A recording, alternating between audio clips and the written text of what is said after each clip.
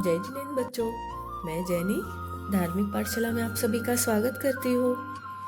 आज बारी है कहानी विभाग की। इस हफ्ते का हमारा टॉपिक है चतुर्विध संघ। चतुर्विध संघ 4 समूह से बनता है: साधु, साध्वी, श्रावक और श्राविकाएं।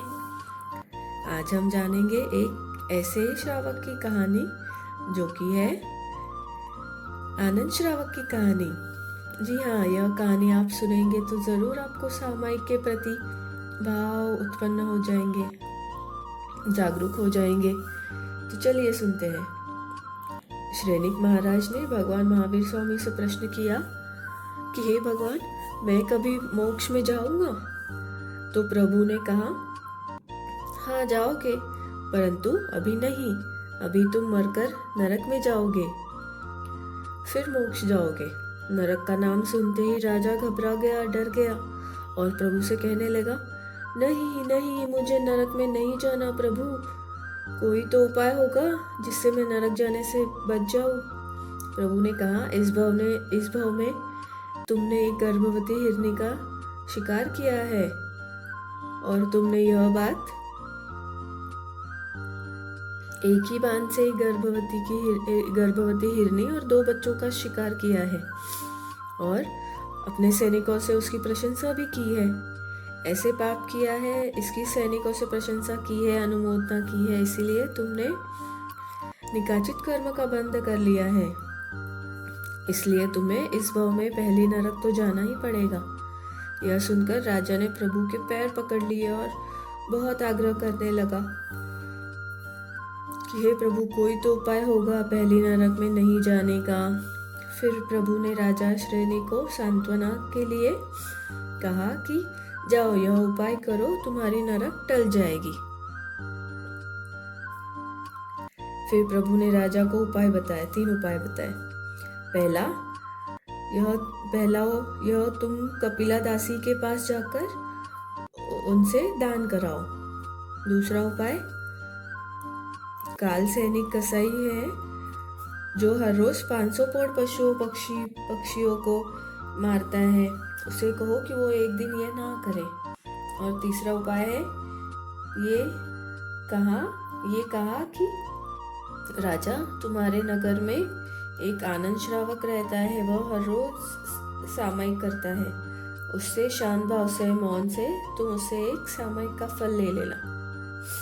यह 3 उपाय कर लेना, जिससे तुम्हारी नरक टल जाएगी। राजा बोला, हे प्रभु, ये तो बहुत ही आसान है, बहुत आसान उपाय है। मैं तो राजा हूँ, मैं अपनी प्रजा से जो चाहो वो मांग सकता हूँ। राजा महल में गए और कपिला दासी को बुलवाया और उससे कहा कि तुझे दान देना होगा। कपिला दासी ने फिर कहा, सब कुछ मैं कर सकती हूँ, लेकिन दान नहीं दे सकती। फिर राजा ने जबरदस्ती दासी के हाथों में चम्मच बंधवा कर दान कराया। फिर दासी ने कहा कि ये तो मैं दान नहीं दे रही हूँ, ये तो राजा का चम्मच दान दे रहा है। फिर राजा ने कसाई को बुलवाया, उससे कहा, तुम एक दिन 500 पशुओं की मत मारना। तो फिर उसने कहा कि मैं तो पशुओं को मारे बिना एक भी दिन नहीं रह सकता। जब वह नहीं माना तो राजा ने उस कसाई को अंधेरे कुएं में उतरवा दिया। तो वहां पर वो मिट्टी के पोड़े बनाकर उसे काटने लगा, उसे मारने लगा। उसके बाद वह आनंद श्रावक के पास पहुंचा। वहां उसकी पत्नी से पूछा, आपके पति कहाँ है?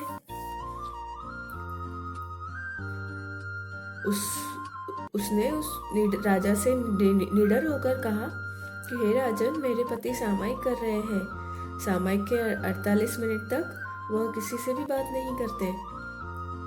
48 मिनट बाद श्रावक ने देखा कि राजा आए हैं, तो उसने कहा कि हे महाराज, आपने मुझे बुला लिया होता, आपने यहाँ आने का कष्ट क्यों किया? आपके आने से तो मेरी झोपड़ी पवित्र हो गई। कहिए मैं आपकी क्या सेवा कर सकता हूँ। राजा ने कहा, हे आनंद, मुझे तेरी एक सामयिक का फल चाहिए। राजन, सामयिक का फल देना कोई आसान बात नहीं है। यह कोई फल देने की चीज नहीं है, वह आत्मा की मन वचन काया की समता का फल होता है। यह किसी को दिया नहीं जाता। राजा ने उसे राज्य का लालच दिया कि हे श्रावक, तू मुझे एक सामयिक का फल दे दो, मैं तुम्हें राज्य दान में दे दूंगा। श्रावक ने कहा, यह धर्म है जिसे बेचा नहीं जा सकता। फिर राजा प्रभु के पास जाकर कहता है, मैंने दासी से दान दिलवा दिया, कसाई को भी कुएं में बेड़ियों से बंदी बना दिया, और श्रावक से फल मांगा तो उसने साफ मना कर दिया। राजा कहता है, तीनों उपाय में से मैंने 2 उपाय कर लिए ना प्रभु, अब तो मैं नरक नहीं जाऊंगा। प्रभु ने कहा, दासी ने तो दान नहीं दिया है, दान तो राजा के चम्मच ने किया है। फिर प्रभु कहते हैं, हे श्रेणिक, दुख ना करो, तुम अगले भव में 24 तीर्थंकरों में से पद्मनाथ प्रभु बनोगे। इसे समझकर आने वाले भव के लिए कर्म बंधन ना करो और धर्म ध्यान करो। तो देखा बच्चों, एक राजा भी एक दासी, एक कसाई और श्रावक के आगे हार गया कि राजा होकर भी एक सामयिक का फल नहीं ले सका। इसी तरह हम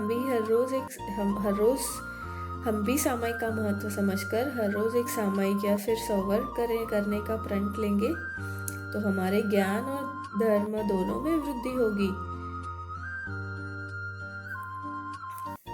तो फिर करेंगे ना हर रोज एक सामयिक या सवर। इसी आशा के साथ आज के लिए बस इतना ही। तब तक के लिए अगली पाठशाला में फिर मिलेंगे। तब तक के लिए धर्म ध्यान करें और हमसे जुड़े रहे। जय जिनेंद्र।